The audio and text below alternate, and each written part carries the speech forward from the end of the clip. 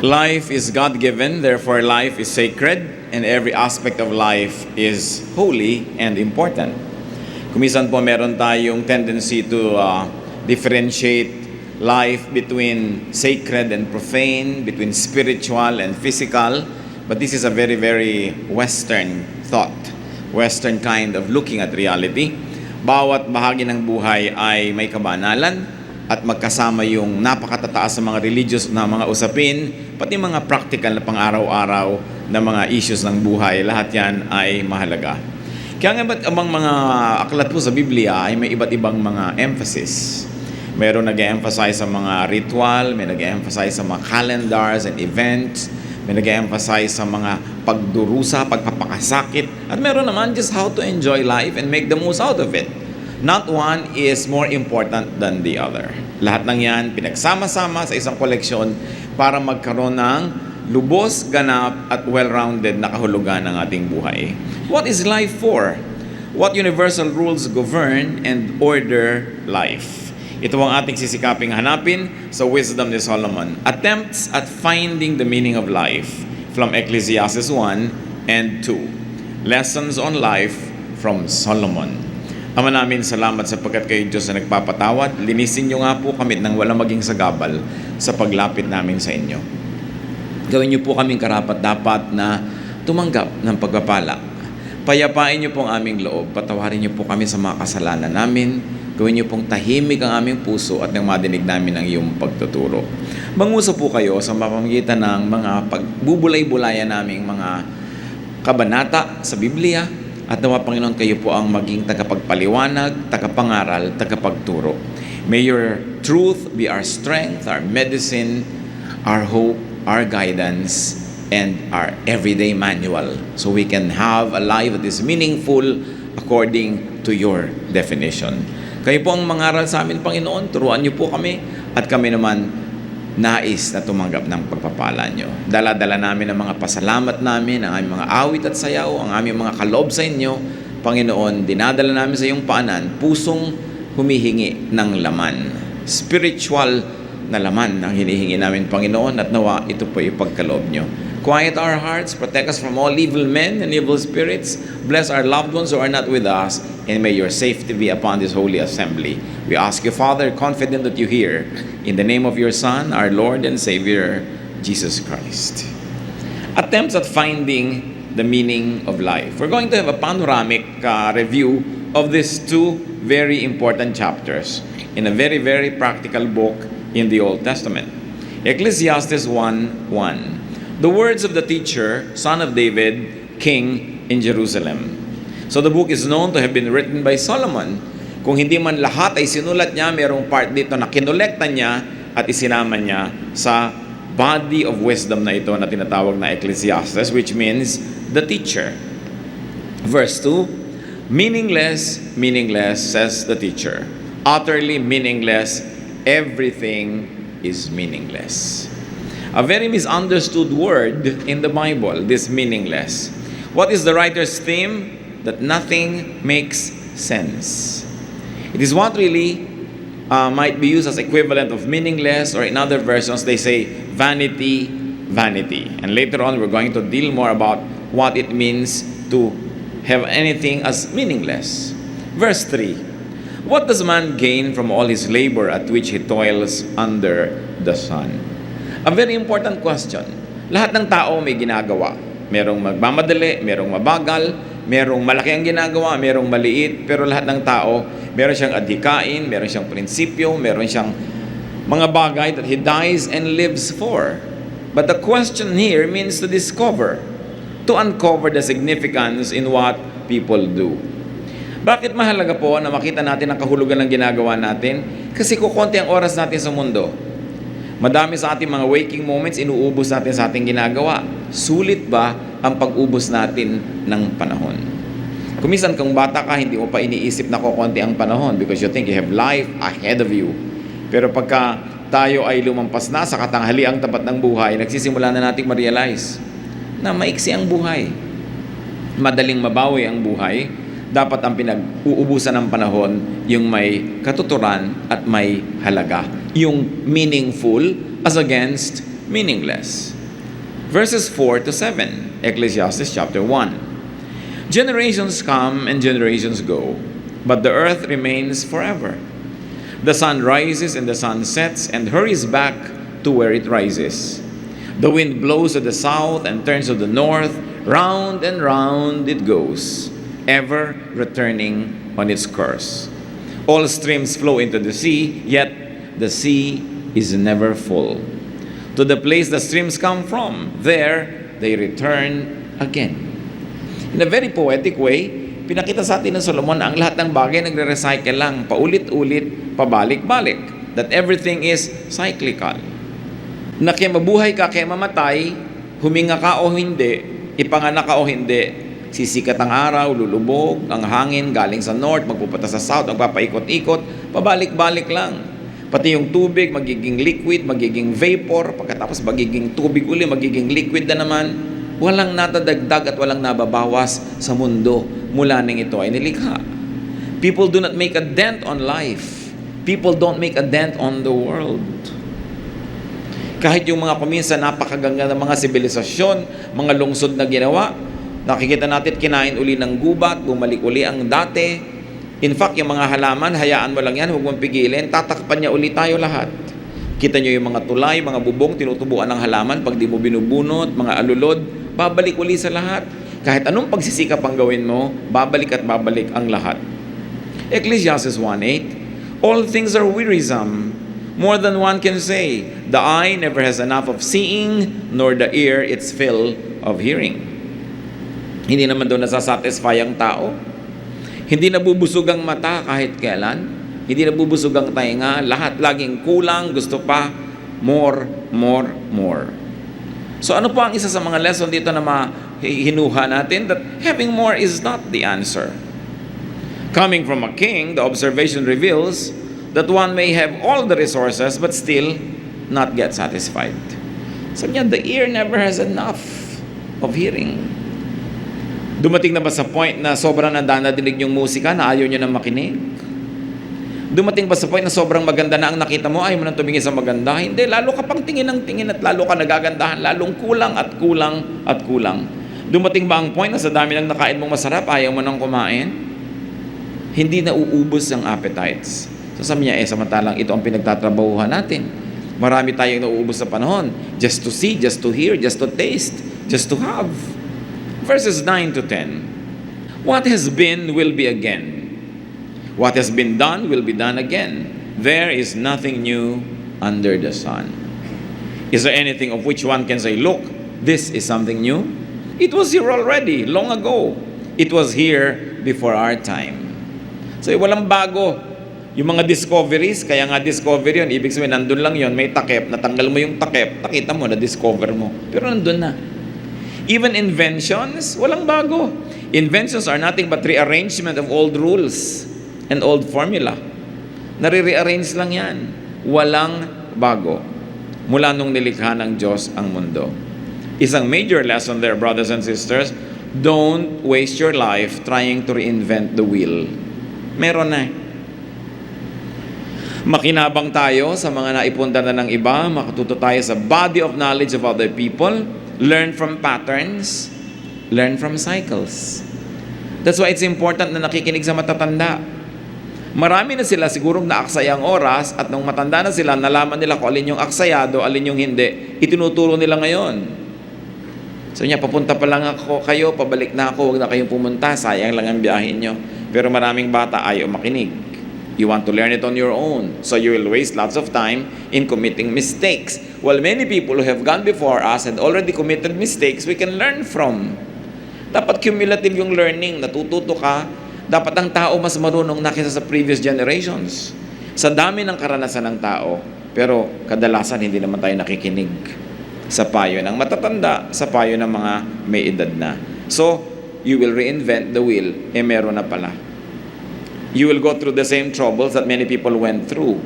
And therefore, your time is wasted like their time was wasted. Ano man pinag-uubusan natin ng panahon para sumikat, makilala, matandaan, to leave a mark. Ecclesiastes 1:11, there is no remembrance of men of old. And even those who are yet to come will not be remembered by those who follow. Talaga, sandaling-sandali lang naman talaga tayong natatandaan. Ano ang halaga sa inyo ng photo album ng lola nyo, for instance? Liban na lang yung mga ilan-ilan ang hilig-hilig sa family heritage and history. So yung mga family album mo, mahalaga lang sa'yo, scrapbook, pati mga balutan ng chiclet na ibinigay sa'yo nung naliligaw sa'yo nung nakadikit pa doon. Mahalaga lang sa'yo, pero pag matanda ka na, nababali, wala rin. O let's say, kinamatayan mong mahalaga pa ba sa anak mo yon? Siguro konti, kasi nanay o tatay ka niya, pero sa apo mo, naku, tatapon na lang niya yun, aanin niya yun. Liba na lang ikaw si Jose Rizal. O liba na lang you're somebody so famous na magkakaroon ng katuturan yun. Pero kahit naman yung mga nagiging sikat, nagiging baliwala din ang mga bagay-bagay na mahalaga sa kanila. At kahit sa buhay natin mga kapatid, may mga bagay na ang halaga, tas later on wala na. Yung mga collectors, they realize that. Some people spend half of their lives collecting things, then later on, pinoproblema nila, kanina kaya ako ito ipamana, wala na mainteresado. Kasi kung ano yung mahalaga sa iyo noon, hindi yung laging mahalaga. Don't waste your time to immortalize yourself. Wala yun. Kahit yung mga ating Cementerio del Norte, ang gaganda ng mga musilyo, ng mga pamilya, they think that they will be immortalized and remembered forever. Ngayon, tinitirhan na ng buhay yung mga libingan nila. So, yung mga iba, kinukuha na yung mga patay nila, nililipat sa iba dahil wala, nakakatakot na yung lugar na yan, hindi na siya in. Ganon din naman yung mga sphinxes at mga pyramids ng Egypt, that they thought they'd be there forever. Ang dami nila inilagay na wealth. Nung bumagsak ang imperyo nila, lagi tuloy hinuhukay yung mga libingan para makuha yung wealth. Nobody's forever. Pagka iniisip natin yung buhay natin, sayangin natin para lang magkamonumento ka, sumikat ka, maalala ka. Sayang kasi baliwala rin. At ito yung mga pinag-uusapan ni Solomon. Yung mga meaningless things. Para yung buhay natin, maitalaga natin kung ano yung meaningful. Para kung tayo babawian na ng buhay, wala tayong pagsisihan na nasayang ang ating panahon. Ecclesiastes 1:12-14. I, the teacher, was king over Israel in Jerusalem. I devoted myself to study and to explore by wisdom all that is done under heaven. What a heavy burden God has laid on men. I have seen all things that are done under the sun. All of them are meaningless, a chasing after the wind. Sabi niya, ako, king, lahat ng gusto kong gawin, nagawa ko, na-afford ko, lahat ng gusto kong project, lahat ng gusto kong pag-aralan, napag-aralan ko, ang gusto kong i-research, na-research ko, ang dami kong ginawa. Sinuri ko lahat yung mga bagay na yan. You know why Solomon could do that? Because his reign was very peaceful. He inherited a very powerful, united, and peaceful kingdom. Yung ipinundar ng tatay niya na si David, whose life was spent mostly in war, magulo, siya ang nakinabang. Tahimik na tahimik ang buhay niya, marami siyang pwedeng pag-aralan. At hiningi niya sa Diyos, bigyan siya ng wisdom, binigyan siya. Ang yaman-yaman niya, ang mga tao nagpupunta sa kanya para makinig sa kanyang katuruan. Pag may nababalitaan siyang marunong, ipinasusundo niya, ano ba yung runong mo? Ikwento mo sa akin. Dami-dami niyang alam. Pero sabi niya, alam niyo, ang nalaman ko lang, wala naman talagang dapat malaman. Wala naman talagang ganung kahalaga para pag-ubusan mo ng panahon na alamin. Wisdom could not help much in understanding life. That understanding life is like controlling the wind. It is impossible. At ito yung buong konteksto ng meaningless at chasing after the wind. Ang hangin daw ba ay nahahabol? At kung sakali mong abutan, kaya mo ba itong ikulong sa iyong mga bisig? Kaya mo bang yakapin? Kaya mo bang ilagay sa kahon? Kaya mo bang ilagay sa bulsa ang hangin? Kaya mong talian? Hindi. Sabi niya, yun ang paghahanap ng kahulugan ng buhay. Parang paghahanap at paghabol at pagkulong sa hangin. It is meaningless. Hindi ibig sabihin walang halaga, kundi walang katuturang gawin yan. Na sobra mong isipin ang lahat, sobra mong pakalimi-limiin, sobra mong bigyan ng logic, i-philosophize ang buhay, hindi mo kayang gawin yon. Walang nakakaunawa niyan. Sabi, tinangka ko yan, I had all the time, I had all the money, I had all the power. Ang sabi ko lang sa iyo, meaningless. Bakit daw? Ecclesiastes 1:15, what is twisted cannot be straightened. What is lacking cannot be counted. Kahit pagano ka karunong, sabi ganun, yung liko, hindi mo maituwid-tuwid. Tignan nyo, ang dami-dami mga doktor, marunong sila na masamang manigarilyo, pero naninigarilyo. Pero marunong, di ba? Maraming mga alam nila yung theory pero hindi naman nila magsunod-sunod. Alam nila. At dahil alam nila, lalo lang lumalala ang kanilang discontentment dahil walang magawa yung alam nila. Halimbawa, ikaw ay doktor, alam na alam mo ang mga problema ng katawan ng tao, pero hindi mo pa rin maggamot. Sarili mong nanay, sarili mong anak, sarili mo rin. Namamatay ka sa sakit, sa kabila ng dami mo ring alam. So, ang ibig sabihin ba niyan, huwag na lang tayong mag-aral? Hindi naman yun ang tinutukoy ni Solomon. Hold on. But Solomon is really suggesting, accept the unchangeable. Kahit gaano mo kaalam ang tama at dapat, maraming dapat na hindi nangyayari. So kung mamamatay ka, magpapakamatay ka at papatay dahil sa mga dapat na mangyari, ay ganon, mauubos ang buhay mo. Maraming dapat na hindi talaga nangyayari. So sabing ganon, what is lacking cannot be counted. So go without the absent. Go without the lacking. Kahit kailan meron kang event, may absent. Pagka yung absent ang lagi mong iniisip, hindi mo mapapansin yung present, lulungkot ka na naman. Sabi nga nun, yung wala. Yung nandyan. What is Solomon trying to teach us?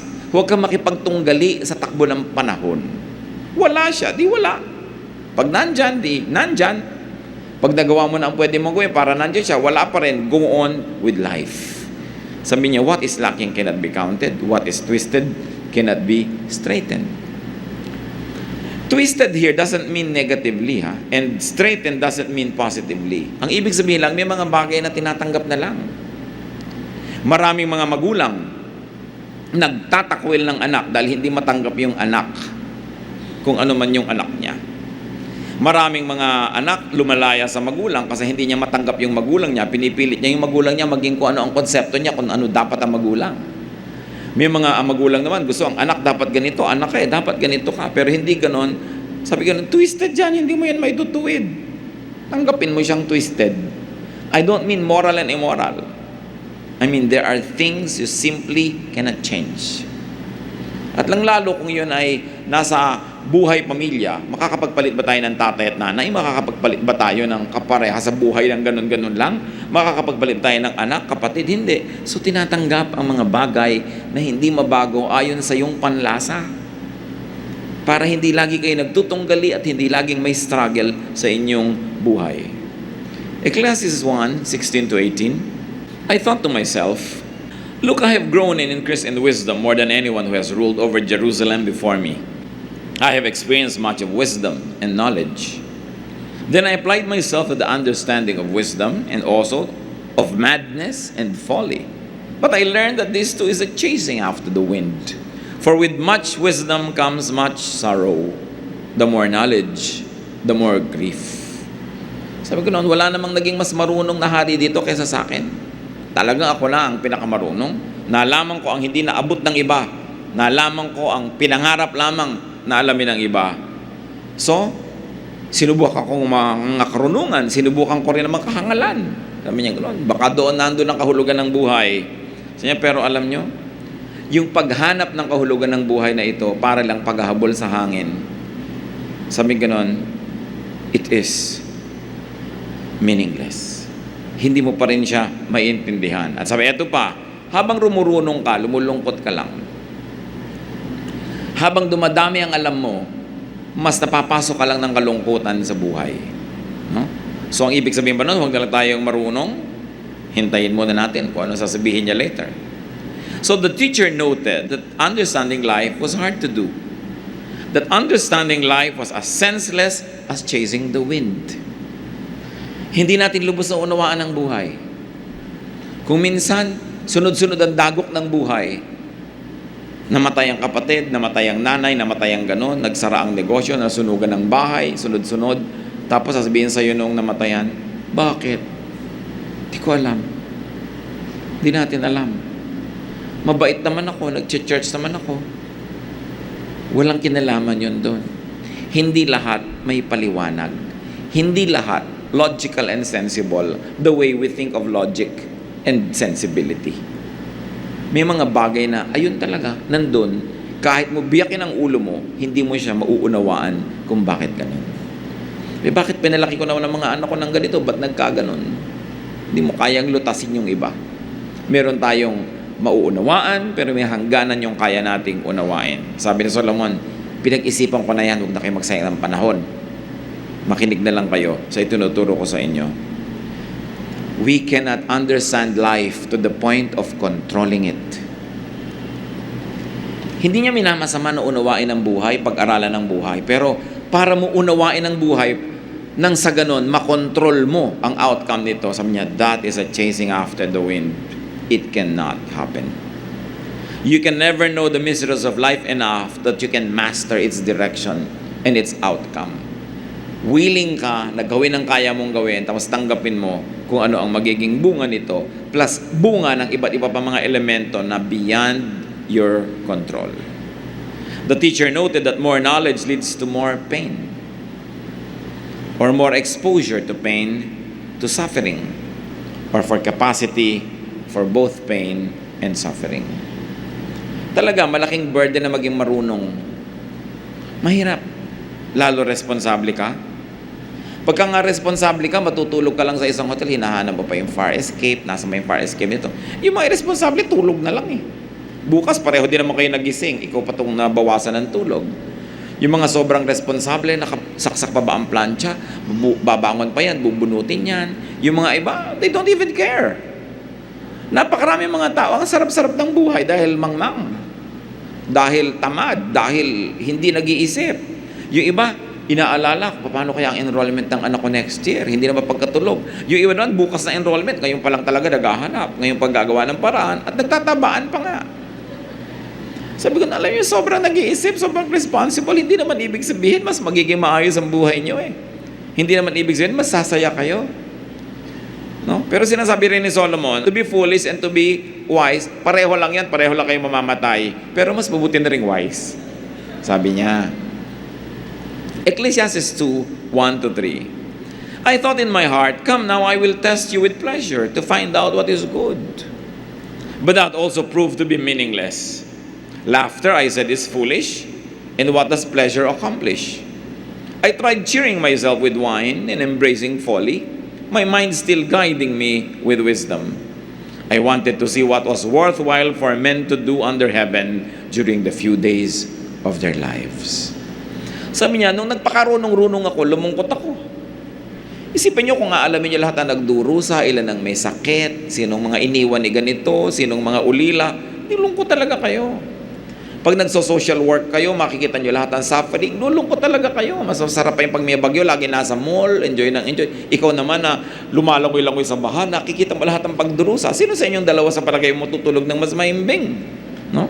Sabi niya, pero mas mainam pa rin yung wise, mas mainam pa rin yung godly. Sabi ni Solomon, pero dahil lumulungkot ako at yung dumadaming nalalaman ko, sinubo ko naman, sabi gano'n, na magsaya, maglasing, magpakasarap sa buhay. Sabi gano'n, pero tatandaan nyo, may wisdom still guiding me. Hindi naman ako todong nagwala, sabi niya gano'n.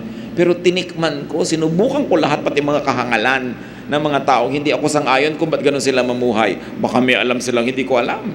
Baka may ligaya silang hindi ko maranas sa maiksing buhay na ito. So aalamin ko, sabi niya. In search of meaning, in search of the best way to live or the maximum benefit in life, the teacher tried fun and enjoyment and wine. What was his conclusion? He realized that laughing and having fun doesn't do much good. Yung wala rin eh. Yung tawa ng tawa, bukas walang pera. Yung gano'n. Yung sobra ding saya, laging masaya, biglang bukas malungkot. Napapansin nyo ba yun? Yung pag sobrang saya ka, biglang may kasunod na lungkot. Sabi niya, nagbabalance din kasi ang buhay eh. Kung sobra kang lungkot, sumasaya ka naman. Kung sobra kang saya, lumulungkot ka, nagbabalance lahat. Kaya sabi ko, kahit sa kamalagay, pareho lang yan. So, wala pala sa pagsasaya. So, gumawa siya ng ibang paraan. Verses 4-6. I undertook great projects. I built houses for myself and planted vineyards. I made gardens and parks and planted all kinds of fruit trees in them. I made reservoirs to water groves of flourishing trees. So nag-green revolution siya. Nagtanim siya, nag-backyard farming, naggawa ng mga irigasyon para sa ikabubuti ng mga tao sa kakahanap niya ng kahulugan ng buhay. At marami rin sa atin gumagano, nagkakawang gawa. Hindi dahil ang yaman-yaman, kasi naghahanap ka rin kung saan ilalagay ang sarili mo, saan ka nga ba sasaya. Verse 8, sabi niya, hindi ko pa rin nakita doon, I amassed silver and gold for myself, and the treasure of kings and provinces. I acquired men and women singers, and a harem as well, the delights of a man's heart. Sabi, okay, aside from my very, very fruitful agricultural projects, nag-ipon din ako ng maraming kayamanan. Marami akong kinita. Many kings come to me and pay their dues to me just to hear me talk. Ganun kasi karunong si Solomon. Ganun, kumuha ko ng mga singers. Kantahan naman. Walang katapos ang mga singers dyan. At may harem, alam niyo naman, libo-libo ang kanyang asawa. Diba? Daan-daan ang kanyang mga pinakasalan. But of course, it was a political move also of a very wise king, no, to consolidate his empire through intermarriages. Sabi niya, I did all the delights of a man's heart. Ginawa ko rin yan. Verse 10, I denied myself nothing my eyes desired. I refused my heart no pleasure. My heart took delight in all my work, and this was my reward for all my labor. Sabi, lahat ng nagustuhan ko, kinuha ko. Lahat ng naisipan ko, ginawa ko. Lahat ng iniisip kong masarap, dinanas ko. Verse 11, yet, when I surveyed all that my hands had done, and what I had toiled to achieve, everything was meaningless. A chasing after the wind. Nothing was gained under the sun. Sabi, wala ako naidagdag sa mundo. Dumami nga ang mga babae dito sa palasyo ko, nakontian naman doon sa pinanggalingan. Pareho lang. Sabi nga, no? Nagtanim ako dito, pero hindi doon tumubo dito. So, nandito rin, pero wala naman talaga nadagdag sa planeta. Wala naman talaga tayong naidadagdag sa planeta. Subukan yung bumili ng mga halaman sa Bulacan Garden, na puno ng halaman yung bahay nyo, pero naubusan naman sila. Lumipat lang, nagpapalipat-lipat lang. Wala tayong naidadagdag. Magpapatayo ka ng bahay, pero may mga batong tinibag kung saan, buhangin kinuha kung saang ilog, napunta lang sa lugar mo, pero wala naman, nagpalipat-lipat lang. So the teacher tried and enjoyed great and productive and fruitful projects. It was beneficial to others as well. He tried construction, agriculture, irrigation, ownership, acquisition of slaves and laborers, even animals. He tried entertainment and romance, fame and wisdom, boundless freedom, even enjoyment of what he did. His finding, everything was simply not worth that trouble. A chasing after the wind. When you try to shepherd the wind, you cannot do that. Sabi niya, ito ang napapala ko sa paghahanap ng lahat ng logic at kahulugan. Alam niyo po, mas mainam pa kuminsan yung walang-wala ka pero umaasam ka, kesa nasa iyo ng lahat, tas hindi ka masaya at hindi mo na malaman kung ano pang aasamin mo. Mas nakakalito yun. Yung walang-wala ka, alam mo yung gusto mo. Minsan tuwang-tuwa ako sa mga wage earners, kapag nagka 1,000 lang ako, alam na alam niya kung anong gagawin niya. Pag nagka 5,000 ako, alam na alam ko kung anong gagawin ko. Yung nagkaroon ng konting bonus, wow, kain na sila sa kung saang restaurant ng pamilya niya. Nagkaroon lang ng 2-day holiday, alam na nila, pupunta sila kung saan. Pero yung ang dami-daming pera who can go anywhere, saan nga ba tayo pupunta? Ano bang gagawin natin? Ano bang bibili natin? Ewan ko kung marami na sa inyo nakakaranas sa ganung level na sa dami, hindi nyo malaman ang gagawin. Pero kung nararanasan nyo yan, alam nyo ang tinutukoy ko. Mas mahirap yung meron kang resources at hindi mo alam kung anong gagawin mo kaysa sa wala, tas alam na alam mo. At least may goal ka. May hinahangad ka, may inaasam ka. So, litong-lito na yung Solomon. At siguro kayo rin. Kano nga bang mapapala natin dito sa Ecclesiastes na to? Chapter 2, verses 12 to 17. Then I turned my thoughts to consider wisdom and also madness and folly. I saw that wisdom is better than folly, just as light is better than darkness. Kita niyo na yung sinasabi niya, huwag pa rin tayong pumili ng foolishness. Yung mas mainam pa rin, kahit pareho lang yan, iba pa rin yung wise. Iba pa rin yung nasa panig ka ng katuwiran. Verse 14, the wise man has eyes in his head, while the fool walks in the darkness. But I came to realize that the same fate overtakes them both. Then I thought in my heart, the fate of the fool will overtake me also. What then do I gain by being wise? I said in my heart, this too is meaningless. For the wise man, like the fool, will not be long remembered. In days to come, both will be forgotten. Like the fool, the wise man too must die. So I hated life, because the work that is done under the sun was grievous to me. All of it is meaningless, a chasing after the wind. So niya, alam nyo, mas mainam yung matalino ka kaysa hindi ka matalino, righteous ka kaysa unrighteous ka. Pero ito sabihin ko sa inyo, matalino ka matindi, righteous ka man, pareho lang kayo mamamatay. Sabi niya. Kaya ito naman, konsolasyon nung hindi masyadong matatalino, ay, mamamatay ka rin. Sabi niya doon sa matalino. Sabi niya doon sa mayaman, mamamatay ka rin. No? Nakakaroon siya ng konsolasyon. Pero yun namang mayaman na, sabi niya, anong napala ako? Ano napala ako sa pagpakatalino? Pareho lang kami mamamatay nung hangal na yan na naglalakad sa labas. Di ba? Minsan donyang-donya ka, ang bango-bango mo, ang yaman na yaman mo, tapos yung maid mo, pareho lang kayong mamamatay eh. Ganon. So ano nga ba talaga ang pinagkaiba? Ano nga ba ang special sa buhay? The teacher realized that wisdom and foolishness are both meaningless. They're almost the same. But though wisdom and foolishness are both meaningless, sabi niya, wisdom still better. Why? Because wisdom is on the side of godliness, of God. Namamatay kang masama, mabuti na yung mamatay kang mabuti. Namamatay kang gutom, mabuting mamatay kang busog. So kahit pare-pareho tayong namamatay, meron pa rin namang advantage yung nag-iisip at yung may katwiran. But the wisdom is better, both the wise and the foolish die and experience the same things. Lumulungkot din ang mayaman tulad ng mahirap. Nagkakasakit din yung mayaman tulad ng mahirap. Masakitin pa nga madalas. At namamatay din yung mayaman at sabi, pareho lang kayong malilimutan.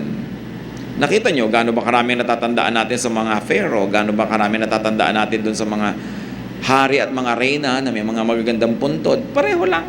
Nung mga natumbal na lang dyan sa gilid ng daan at tinubuan ng damo at nakalimutan na siya ng mundo. So the teacher began to hate life. Sabi niya, nawalan ako ng gana sa buhay. Or you might want to say, the teacher began to love life less. Again, this sad realization could be brightened up if one didn't take life seriously. Sabi niya, masyado ka kasing serious, masyado mong iniisip, kaya tuloy nababahala ka. Mag-isip ka lang nung dapat mong isipan, yung iba, huwag mo na silang isipin. Ecclesiastes 2:18-19, I hated all the things I had toiled for under the sun, because I must leave them to the one who comes after me. And who knows whether he will be wise man or a fool. Yet he will have control over all the work into which I have poured my effort and skill under the sun. This too is meaningless. Sabi niya, alam niyo, isa pang walang katuturan sa buhay, hindi mo maintindihan, sobra ka nagpakahirap, nagpundar, nagpakatino, at nagpayaman, tapos mamamatay ka, may ibang magmamana. At kung siya man ay matalino o hindi, doesn't matter, sa kanya mapupunta yon. Sabi niya, di ba, meaningless? Dami-dami mong pinaghirapan, tapos mamanahin lang niya. Isipin mo ang isang tatay na nagtrabaho, pagkatapos namatay. Minana ng asawa niya, tapos nag-asawa ulit ang asawa niya. Ito walang kahirap-hirap na lalaking ito. Suddenly, no? Nakahiga sa kanyang kama, ginagamit ang kanyang kotse, at nag-e-enjoy sa kanyang pinundar.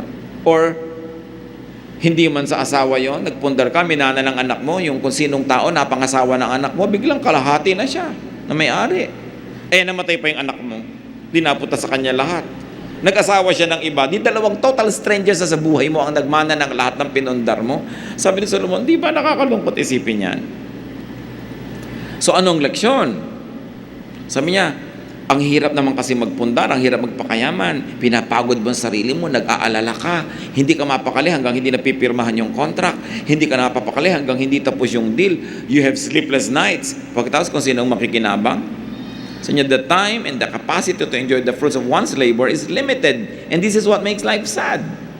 It's limited only to his short lifetime. Other people would eventually inherit one's wealth and even fame, whether they are wise or foolish. Verses 20-23, so my heart began to despair. over all my toilsome labor under the sun. For a man may do his work with wisdom, knowledge, and skill, and then he must leave all he owns to someone who has not worked for it. This too is meaningless and a great misfortune.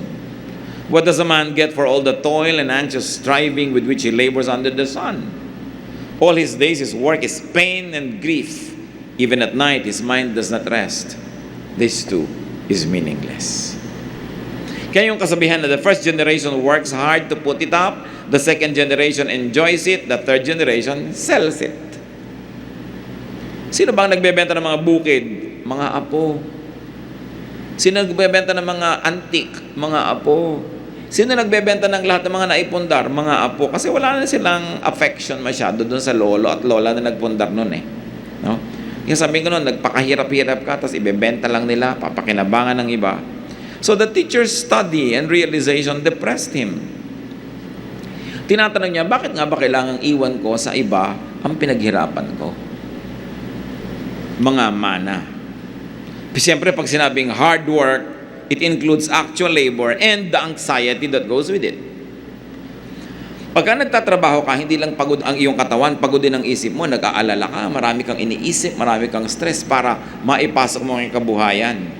Tapos nagkaroon ka ng ulcer, nagkaroon ka ng mga sakit, kung ano-ano nangyari sa'yo. Tapos mamamatay ka ngayon, mamanahin ng iba. Kadalasan, lugi ang nagpundar. Lugi. Luging-lugi. Katulad nung naghirap halimbawa ang asawa sa Saudi Arabia, ibibili ang asawa ng mga kwintas at kung ano-ano mga ginto-ginto. No? Talagang halos masubsob sa lupa sa dami ng suot na alahas. Kasi sabi daw, investment. Pero sa oras ng pangangailangan, hindi pa kalahati ng halaga na mabebenta yun eh. Babarat-barating ka eh. No? Meron bang nakabenta ng alahas sa oras ng pangangailangan na tipak ang benta? Laging palugi. So lugi yung nagpundar. Parati. So sabi nito na naman si Solomon sa 24 to 26, a man can do nothing better than to eat and drink and find satisfaction in his work. Sabi niya, ayaw niyong malugi, etong gawin niyo. Araw-araw, you must enjoy some food and some drink, and whatever you do, find satisfaction in it. Kung nahihirapan kayo, huwag yan ang gawin nyo. Kasi ito, ang dami-dami kong kikitain. Pero naman naubos ang kalusugan mo, lumungkot ka, ipapamana mo lang sa iba. Find something else. Kahit konti lang yung income that you enjoy. Para hindi ka lugi. Merong napunta sa'yo. So niya, this too I see is from the hand of God. For without Him, who can eat or find enjoyment? To the man who pleases Him, God gives wisdom, knowledge, and happiness. But to the sinner, He gives a task of gathering and storing up wealth to hand it over to the one who pleases God. This too is meaningless. A chasing after the wind. Sabi, isa pa tong hiwaga, hindi mo maintindihan. Merong mga taong bigla-bigla na lang silang dinadapuan ng kayamanan at mga magagandang kapalaran. Meron namang hirap na hirap, pero wala pa rin mangyari sa buhay nila. Hindi ko man naghihirap kami mangyayari. Hindi ka naghihirap, walang mangyayari. So yung ganon. Hindi mo maintindihan ang formula. Pero para na lang kayo wag malugi, huwag niyong kakalimutan to enjoy the little things in life. To eat, to drink, and to find satisfaction in your work.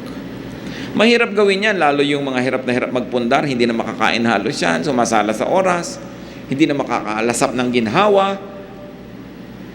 Nakikita nyo halimbawa, kahit yung mga first generation, mga traders yan sa Binondo, hirap na hirap talaga ang sisipag. Doon lang sila nakatira sa entresuelo, doon sa ibabaw lang ng tindahan nila. Doon na umiikot ang buong mundo nila.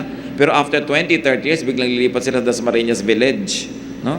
Pagkatapos, sinong sobrang nag-enjoy no na? Mga anak, mga manugang, at mamaya mga apo na. Usually, yung first generation, konting-konti ang na-enjoy. So, itong tinutukoy ni Solomon. Sabi ganoon, dapat kung nagtatrabaho ka, nagpupundar ka, huwag mong kakalimutan yung sarili mo, mag-enjoy ka rin. At symbol lang yung eat, drink, and find satisfaction. What Solomon is saying is, habang nag-iipon ka, dapat may ginagastos ka rin para mag-enjoy ka. Huwag kang ipon lang ng ipon, tapos iiwan mo sa iba. Ang sama tuloy ng loob mo pag namamatay, nilalagot na yung leeg mo, ayaw ko pa mamatay. Kasi hindi mo pa na-enjoy. Sabi, kailangan mag-enjoy ka. Kahit na konti lang yung nasisave mo, malay mo kung gano'ng kahaba ang magiging buhay mo, sinave mo lahat. Kaya kung minsan nga, sa laki ng savings mo, kaya tinutulak ka na sa bangin ng mga tagapagmana, nang madali-dali ang pagmana nila. Kasi sabi, don't forget yourself. Kung minsan isipin na iba, godly ba ang teaching na yan? Kasi laging gino-glorify ng religion, magdusa ka para sa iba, magdusa ka. That's why Solomon is there to give balance sometimes to our very imbalanced sense of religiosity. Hindi ka nilikha ng Diyos para isakripisyo ka lang para sa iba. Bagamat, maraming magagandang sakripisyong nakakabuti sa iba, pero kailangan minamahal mo rin na yung sarili. Ano sabi ng Panginoong Jesus? Love others as you love yourself. Hindi naman sinabi niyang don't love yourself eh. So go on, love yourself, but don't forget to love others as you love yourself. Sige, mahalin mo todo ang sarili mo, mahalin mo din yung iba. Pero hindi yan sasabihin, huwag mong mamahalin ang sarili mo at iba na lang mahalin mo. Kahit kailan, walang ganun turo. Tinuturo lang yun minsan ng mga relihiyoso dahil sobrang nga natin ginaglamorize ang paghihirap eh. Sobrang natin pinupuri yung nagdurusa. Pero walang ganun sa Bible. At pag nakinig tayo kay Solomon, sabi niya, enjoy every day. Consume what you produce, save a little for tomorrow. Sabi pa nga ni Jesus let tomorrow worry for itself.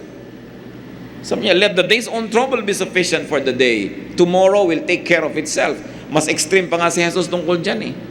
Sabi niya, nandun pa rin ang Diyos bukas. Magtatrabaho ka ulit, magkakaroon ka na naman.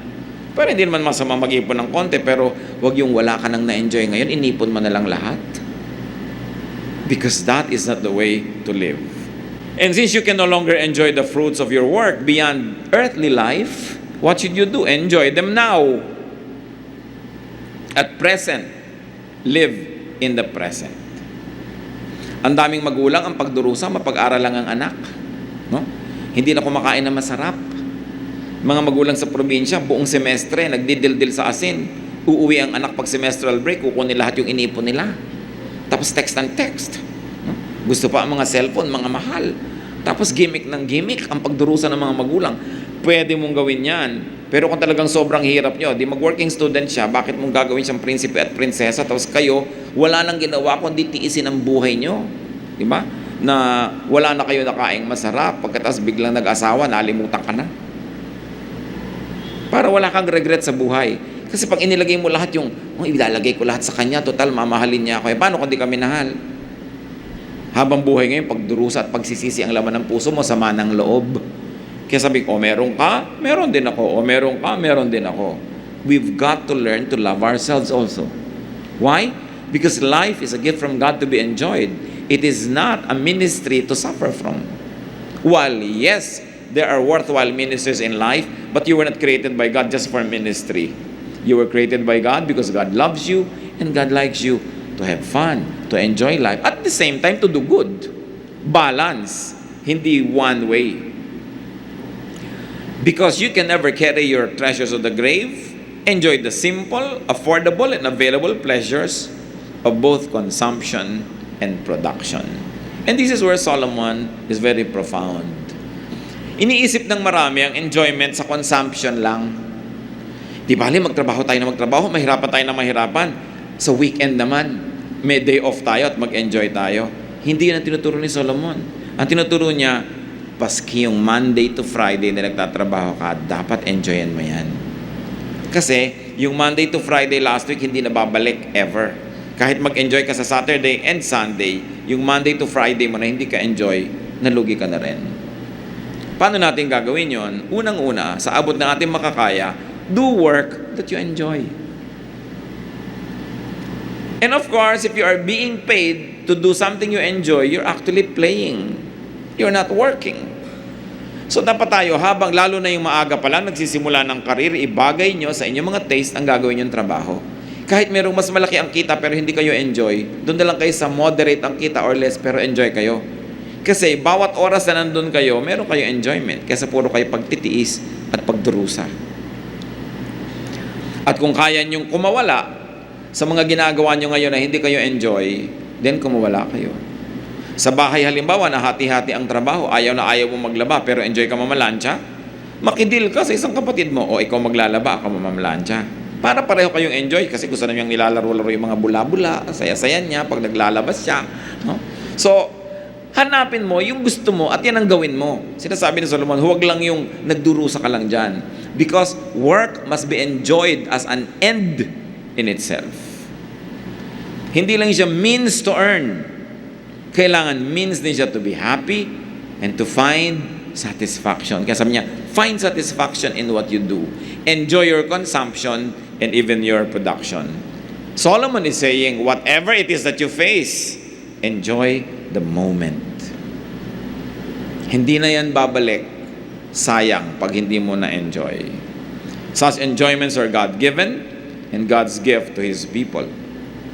To find meaning in life, let me be emphatic, as Solomon was emphatic, enjoy your work. The process, the environment, the workmates, the benefits, the challenges, and the fruits. Lahat yon, the whole work. Find ways to enjoy. If what you do is not naturally enjoyable, find ways to enjoy it. One of the marks of intelligence is that you are able to manipulate your environment for your benefit. So find ways to enjoy. Since one's gain at work must be left behind to people who didn't work for them, then better enjoy it to the max. Every day, every moment. Better yet, dahil hindi nyo naman may enjoy pag nasa kabilang buhay na kayo, hindi nyo na makokontrol ang inyong kayamanan kung meron man, share it with the people who labor with you. Kung minsan nakakalungkot, merong mga may-ari ng kumpanya, pabrika, whatever, business, ang kukuripot sa kanyang mga empleyado na nagasgas na ang lahat ng bahagi ng katawan katatrabaho, no, para kumita yung buo niyang machinery. Ang liit-liit magpasweldo, ang kurikuripot sa benefit. Tapos kung magbigay sa apo, na wala namang kahirap-hirap, ang laki-laki. Ang inipon para sa mga tagapagmana, ang laki-laki. That is unjust.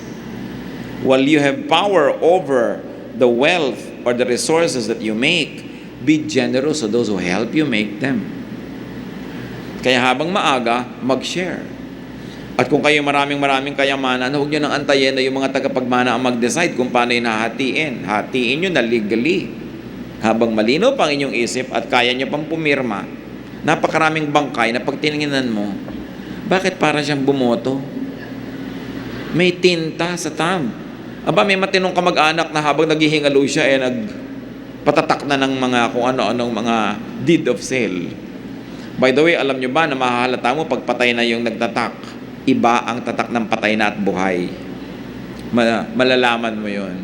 Kung nanghihina ka na, may kumukuha na ng kamay mo, nilalagyan na ng tinta, wala ka na magawa. So, kailangan gawin mo yun habang kaya mo pa. Alam niyo po yung mga gulo-gulo ng pamilya because of the mga will, no? Magsulat lang kayo na isang page. Ito ang aking last will and testament. Ganito gusto kong mangyari dyan. Tapos pirmahan nyo. That is binding. Kahit walang abogado, binding yon. Basta mapatunayan, authentic ang inyong pirma. Kung napapirma nyo pa ang dalawang witnesses, lalong mas binding. Dinaan nyo pa sa abogado, mas binding pa. Pero huwag kayong mag-iiwan ng gulo. Kasi kadalasan, ang gulo-gulo nyo mga hatian na yan dapat ayos. Granting na may hahatiin, at may paghahatian. Ngayon kung utang, mas mahirap naman yan, utang pa ang iniwan ninyo. Profit sharing is important. So, increase natin, bigyan ng benefit, bonuses sa mga workers. Huwag lang ipamana sa apo. Bulag na pag-ibig dahil lang apo mo o anak mo, dun mo na ilalagay, hindi mo naman katulong sa paggawa ng kabuhayan na yon. Dapat mas bukas ang iyong puso doon sa mga katuwang mo, kahit pa nga mo sinusweldohan ang mga yon. Ano pa pag ginawa mo yon, it will give you more return in terms of gratitude and affection, goodwill, inner satisfaction, and definitely God's pleasure. Because God wants us to be good to our workers and to our laborers. At nakakatiyak ka, marami makikipaglibing sa'yo pag ginawa mo yung ganong kabutihan. Therefore, do not fret about who inherits it. Hindi naman talaga natin makokontrol. Huwag nyo nalang sobrang damihan.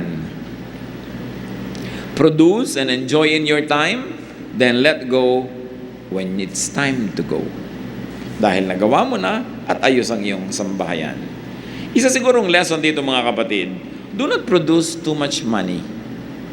And let me emphasize this other half of my sentence, at the expense of your peace and enjoyment. Huwag kang sobrang mag-produce, ikaw na to yung nagkaulsar-ulsar, nagkagulo-gulo, nagkalubog-lubog, nahirapan. Make it easy on yourself. Make and get only what you need for a lifetime, for your time, or even for a day.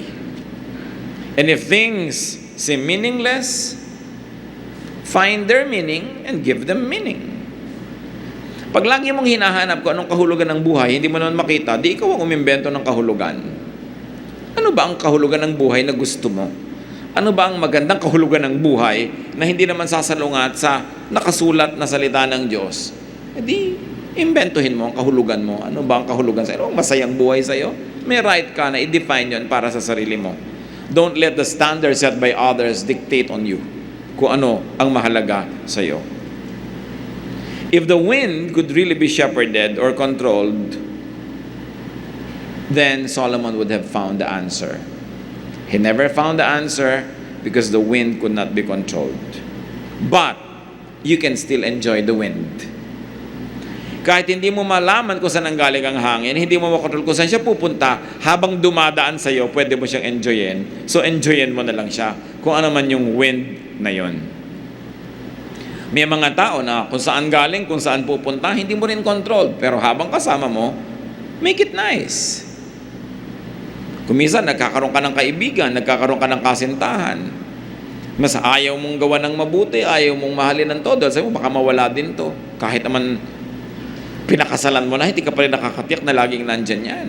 So, hindi mo rin alam kung saan galing yung tao, saan siya pupunta. So, nandito siya ngayon, live the day, make the day worthy for the other person and for yourself. And if you have to say goodbye tomorrow, then say goodbye without regrets because you had yesterday. And you had a good yesterday. Hindi natin control ang buhay. Kung minsan, we withhold love. Gusto nating ibigay sa isang very permanent. Sino yun? Nasaan yun? Kung minsan, ayaw mong tumanggap ng pansin. Kasi sabi mo, mawawala din yan. Baka masanay lang ako, mahirapan ako. Hindi mahirapan ka na lang bukas, nag-enjoy ka naman ngayon. Kesa sa hindi ka nga nahirapan bukas dahil hindi ka naman nag-enjoy ngayon, there's nothing to miss. Many people miss out on what's meaningful and what's passionate in life because they're too afraid of losing them tomorrow. If you lost them tomorrow but you had them today, then it's worth it. Then you never had it at all. So, pagka tinignan natin si Solomon, very practical ang mga turo niya sa buhay. Hindi niya tayo ini-encumber ng maraming mga kung ano-anong doktrina. Hindi niya tayo ginuguluhan ng kung ano-anong mga divisive religious thought. Pero ang concern niya, that you have a grasp of what you want in life, do what you can to pursue it, do not work too hard, enjoy the day, enjoy the moment, and if you have to die, then die. Wala kang pinagsisihan dahil nabuhay ka. At tulad ng sinasabi niya, stop looking for specific things. Just enjoy whatever you find. Parang shopping. Pag may hinahanap ka na ganitong damit, ganong size, ganong kulay, pagod ka na, nahalungkat mo na yung buong tindahan, wala kang makita. Ba't hindi ka na lang tumingin-tingin ng baka makita mo at magandahan ka, di yun ang bilin mo, di ka pa napagod. But when you always have a specification of what you want, most of the time, you will just be searching and you won't find it. So why don't you just open your eyes to things that are not nice, that you never even imagined to have existed? Because they can also give you happiness. Yung maraming masyadong requirement, bihirang sumaya. Madalas bigo, kasi susukatin nila ang lahat sa kanilang inaasahan. They are not ready for surprises. And when pleasant surprises come, they are not even ready to appreciate it because they're fixated on their specifications. Dapat marunong tayong mag-adjust. What cannot be straightened, cannot be straightened. What is absent, is absent. So you make do with those who are present. And in all your work, do it for God. Do everything as if God wants you to do it. Because everything we do can please God if we do it with all our heart. If it is godly, and of course it is good. 1 Corinthians 10:31, whatever you do, do it all for the glory of God. Kung saan ka man ngayong station nalagay sa buhay, complete man o incomplete ang happiness mo dyan, do it with feelings. Do it well. Do it as unto the Lord. And you will find joy in it. Because God will let joy flow into your life. Because God loves a cheerful worker. Hindi yung nagdadabog, naiinis, because you will be blinded by your emotion and you won't see what is nice in life. So walang conclusion ng ating pag-aaral. Tatangkain nating basahin pa ang iba pa mga books ng Ecclesiastes. Napaka-importante na hold your conclusion and let's just let Solomon carry us through His wisdom, hold us by the hand, and probably open our eyes here and there to see nice things we have not seen, and to allow us to just gloss over things that we don't like, but we have to accept anyway. Heavenly Father, we thank you for the wisdom you've given to Solomon. Our prayer is that you will enable us to partake of this wisdom, give us eyes that see and ears that hear, and make our minds open to your leading, and use Solomon's wisdom that you have given to him so that we can find better meaning in life, or whatever it is, Lord, our daily life will much be better. Bless us, and may your mercies be upon your people. Spend some time in prayer and ask God for personal messages coming from these 2 chapters.